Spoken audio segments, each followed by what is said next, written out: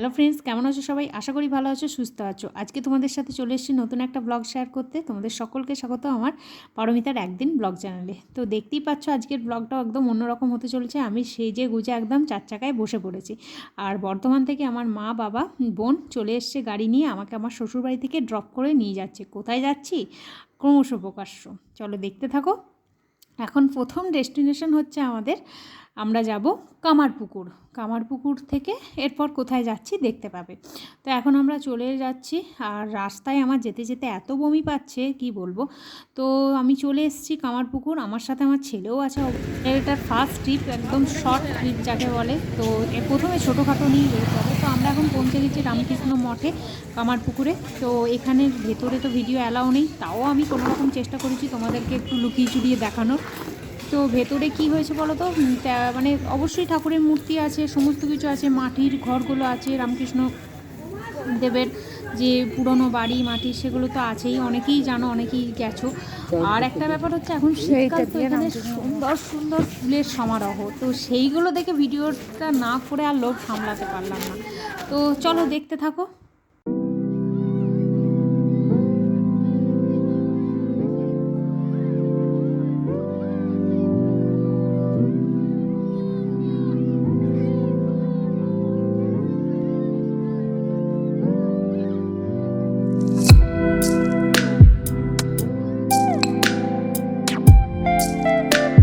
কামারপুকুরে এসছে, আর কামারপুকুরের সাদা বোঁদে খাবো না তা তো হবে না।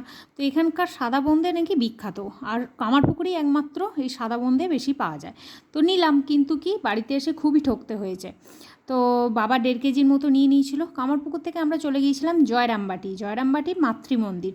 তো এখানে গিয়ে বেশ ভালোই লাগলো। এখানেও বেশ ঠাকুর দর্শন হলো, মানে মায়ের মন্দির দর্শন হলো, শ্রী শ্রী সারদা মায়ের। এখান থেকে আমরা চলে যাচ্ছি, দেখো এটা হচ্ছে জয়পুর জঙ্গল রোড।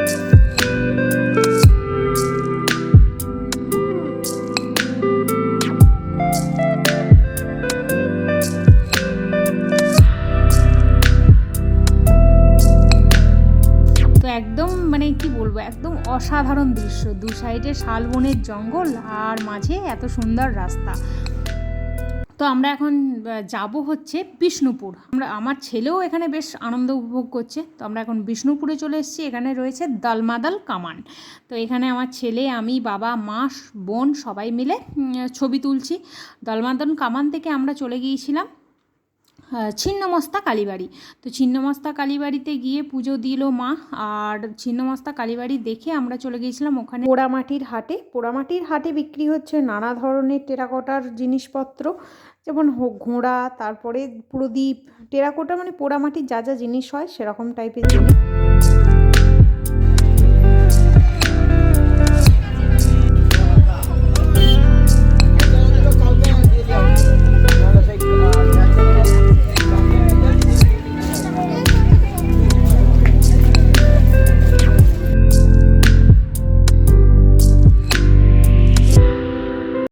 হাটে চলছিল মিউজিক ফেস্টিভ্যাল। এই মিউজিক ফেস্টিভ্যালটা ছিল 26শে জানুয়ারি থেকে 28শে জানুয়ারি। যদিও আমাদের দেখা সম্ভব হয়নি, তার কারণ আমরা সন্ধ্যের দিকে বাড়ি ফিরে পড়ার প্ল্যান ছিল। তো এখন মিউজিক ফেস্টিভ্যাল যেখানটা হচ্ছে, সেখানের জায়গাটা কি সুন্দর ডেকোরেট করেছে দেখো, পুরো পোড়ামাটির টেরাকোটার শিল্প দিয়ে তৈরি করেছে, কারুকার্য করে। এরপর আমরা চলে এলাম জোড়া মন্দির দর্শন করতে। জোড়া মন্দির তো অসাধারণ।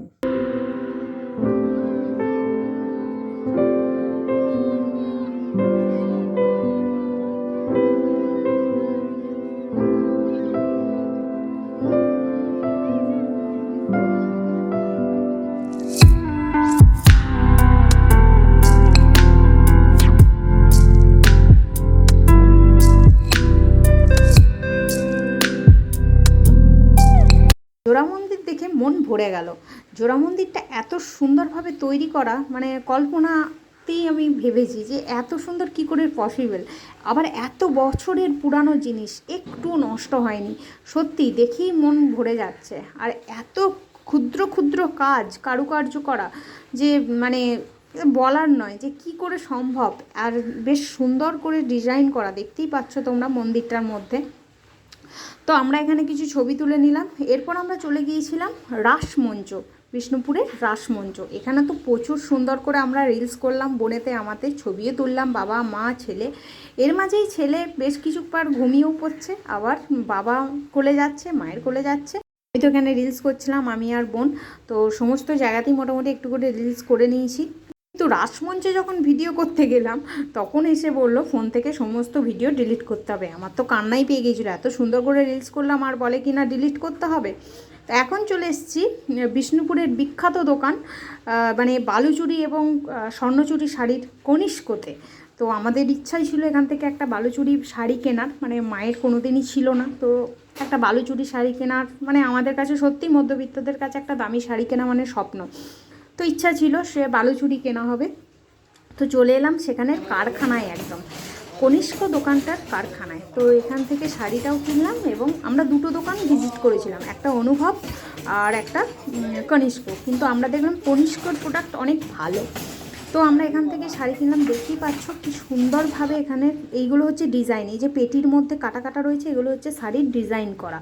আর এখানে নানা ধরনের শাড়ি তৈরি হচ্ছে, ডিজাইনার বালুচুরি, স্বর্ণচুরি, দুর্দান্ত শাড়ির কালেকশন আছে। তো তোমরাও গেলে এখান থেকে নিতে পারো।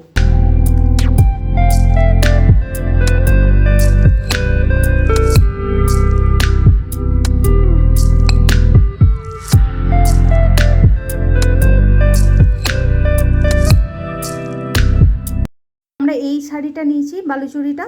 তো এই বালুচুরিটা ট্রান্সপারেন্ট কালার, মায়েরও হবে। মা বললো আমার আর কতদিন, তোর আর তোর বোনের দুজনে পড়বে। আর এখন চলে এসেছিলাম মদনমোহন মন্দিরে। তো মদনমোহন মন্দিরে এখানে যে কিভাবে তৈরি হয়েছে সব বৃত্তান্ত লেখা আছে, আমি আর অত ডিটেলস দেখালাম না তোমাদেরকে, পজ করে দেখে নিও যাদের পড়তে ইচ্ছে যাবে। তো মদনমোহন মন্দিরে ছেলের প্রচণ্ড ঘুম এসছে, এবার এখান থেকে আমরা সোজা বেরিয়ে যাব গাড়ি করে। তো বেরিয়ে চলে এসছে একদম জয়পুরে, আবার বনলতা হোটেলে। তো বনলতা হোটেলে বেশ কিছুক্ষণ আমরা থাকবো। এখানে দেখতেই পাচ্ছ এমু, আমি এই পাখিদের নাম জানি না, শুনেছি এখানে নাকি এমু তারপর আর কি সব পাখি পাওয়া যায়। তো এখানে আমার ছেলে তো তার দিদুনের সাথে পাখি দেখে ভীষণ মজা করছে। চলো এগুলো দেখতে থাকো তোমরা।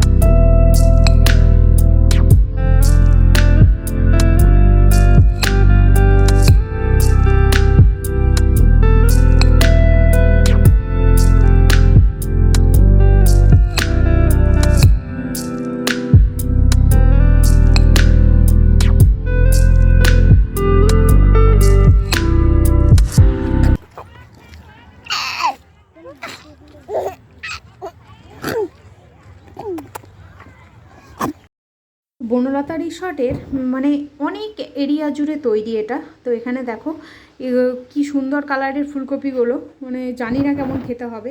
বিক্রিও হচ্ছিল, আমাদের নেওয়ার কোনো ইচ্ছা ছিল না, কারণ সত্যিই কেমন হবে না হবে ওই কারণে নেওয়ার ইচ্ছা নেই। তো এখানে রয়েছে পুকুরে মাছ চাষ করা, বিরাট বড় বড় সাইজের মাছ, কি নামও জানি না। সবাই এখানে মুড়ি রাখা আছে, মুড়ি ছুঁড়ে ছুঁড়ে দিচ্ছে। আর আমার ছেলের সত্যি আমি বুঝতে পারিনি যে ও এরকম একটা শর্ট ট্রিপে গিয়ে এত আনন্দ করবে। ও তো বেশ এইসব দেখে বেশ মজা করছে, মানে এত হাসছে। তো এখন ঘোড়া দেখতে পাওয়া গেছে, আমার মায়ের খুব ইচ্ছা ওকে ঘোড়ায় চড়াবে, কিন্তু আমি মাকে বারবার বললাম যে না এখন ঘোড়ায় চড়াতে হবে না, ও খুব ছোটো। তো যাই হোক ঘোড়াগুলো যাচ্ছে, দেখতেও ভালো লাগছে, বেশ ফিট ধপধপে সাদা। আবার একটা ঘোড়াকে আবার দেখছি লাল রঙের কি বেল্ট টেল্ট পরিয়েছে, তাকে তো আবার দারুণ লাগছে। তো এখানে নানা ধরনের ফুলের সমারোহ, আর এখানে নানা সবজি চাষ করা হয়েছে, মানে এখানটা একটা হচ্ছে ফার্ম টাইপের জায়গা। ছেলেকে এখানে ফুলের মাঝখানে বসিয়ে ছবি তুলছি, ছেলে কিন্তু দুষ্টুমি করা বন্ধ করেনি, এখানে ঠিক মাটি ফুল পাতা তুলছে। এখানে হচ্ছে ঢেকিতে চাল কোটা, চাল কুটে তৈরি হচ্ছে পাটিসাপটা পিঠা, একদম লাইভ তৈরি হচ্ছে। তো পাটিসাপটা পিঠা এক পিসের দাম হচ্ছে 50 টাকা। মা বাবা বলল খাবি, আমি বলছি না, বাড়িতে তুমি যে ভালো বানাও, এখানে আমি ক্ষীরের পাটিসাপটা খাই, সেখানে এই নারকেলের পুর দেওয়া অনেক খেয়েছি, দরকার নেই, এখানে খাবো না। বোনের ইচ্ছা ছিল বনলতায় এসে রেস্টুরেন্টে খাবে। তো মা তো প্রচুর খাবার দাবার নিয়ে গিয়েছিলো, আমরা তো সারাদিন খাওয়া দাওয়া মায়ের সাথেই করেছি, মানে বলতে পারো মা কচুরি চপ মুড়ি সমস্ত কিছু নিয়ে গিয়েছিলো, ভাত সব প্যাকিং করে নিয়ে গিয়েছিলো, তরি তরকারি। তো এখানে ইচ্ছা আছে খাবো বলে তো একটা ভেজ চাউমিন নিলাম আর ভেজ পকোড়া নিলাম। আর এখানে বেশ রিজনেবলই প্রাইস, সবাই বলে বহুত দাম তা নয়। এ দেখো যে খাবারগুলো বেঁচে গেছে সেগুলো মা আমাকে প্যাকেট করে বাড়িতে দিয়ে দিয়েছে। আমাকে আমার শ্বশুরবাড়িতে নামিয়ে দিয়ে এবং শ্বশুরবাড়ির জন্য কামারপুকুরের বোঁদে দিয়েছে বাবা কিনে। আর এখানে দিয়েছিল মা ছানার বড়ার তরকারি, এখানে ছিল ভাজা পিঠা মা বানিয়েছিল, সেগুলো আমার শ্বশুরবাড়ির জন্যই পাঠিয়েছে। আর দিয়েছে এটা হচ্ছে শীষ পালঙের চচ্চড়ি, আমি খেতে খুব ভালোবাসি, মাশরুমের ঝাল দিয়েছে। আর দিয়েছে চপ, কচুরি আর পেয়ারা, আদা, কাঁচা লঙ্কা। এই ঘিটা ওখানে কামারপুকুরের এক ভদ্রলোক মাকে খুব জোরাজোরি বাবাকে করছিল যে ঘিটা কেনার জন্যে, বাধ্য হয়ে কিনতে হলো, খুব গরিব আর কি মানুষ, অসহায়। আর এই ব্যাগটা কেনা হয়েছে জয়রামবাটি থেকে, মায়েরও একটা কিনেছে, আমারও। তোমাদের সাথে কিছু পিকচার শেয়ার করলাম যেগুলো আমরা ওখানে তুলেছিলাম ছবি। তো কেমন লাগলো জানিও বিষ্ণুপুর ব্লগ। যদি ভালো লেগে থাকে তাহলে অবশ্যই চ্যানেলটা সাবস্ক্রাইব করে দেবে, আর পাশে থাকা বেল আইকনটা অবশ্যই ক্লিক করে রাখবে, আর অবশ্যই লাইক করবে, শেয়ার করবে। অবশ্যই চ্যানেলটা যদি ভালো লেগে থাকে প্লিজ প্লিজ তোমরা সাবস্ক্রাইব করে দাও। বিষ্ণুপুর আমি ফার্স্ট টাইম গেলাম, তো আমার বেশ ভালোই লেগেছে, কারণ ছোট ছোট কিছু জায়গা আছে কাছাকাছি যেগুলো আমাদের পরিদর্শন করাই হয় না। আমরা ভাবি বোধহয় বিরাট বড় জায়গায় গেলে ভালো কিছু পরিদর্শন করব, কিন্তু ছোটোখাটো কাছাকাছি জায়গাগুলো সেখানে কিছু জিনিস পরিদর্শন করলে সত্যিই মন ভরে যায়। বেশ ভালোই লাগলো, আমার ছেলেও একটা ভালো মানে সুন্দর দিন কাটালো, আমরা সবাই মিলে একটা বেশ সুন্দর দিন কাটালাম। যদি তোমাদের ভালো লেগে থাকে তাহলে আশা করি তোমরাও বিষ্ণুপুর যাবে। টাটা আজকের মতো।